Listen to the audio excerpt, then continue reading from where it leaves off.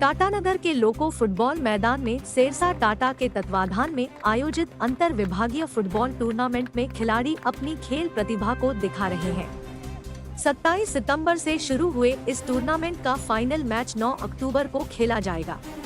इसमें Tatanagar sub division के सभी विभागों की टीमों ने हिस्सा लिया है।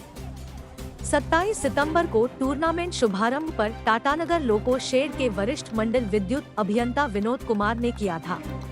इस अवसर पर मंडल विद्युत अभियंता निरंजन कुमार, सहायक मंडल विद्युत अभियंता देवव्रत दे समेत विभिन्न विभागों के अनुभाग अभियंता उपस्थित थे।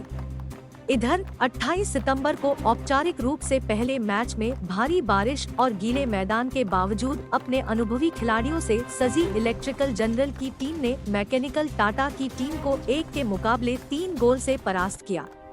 अंतिम क्षण तक चले मुकाबले में मैच के 20वें मिनट में इलेक्ट्रिकल जनरल के सुदाम मार्डी ने गोल करके अपने टीम को बढ़त दिलाई।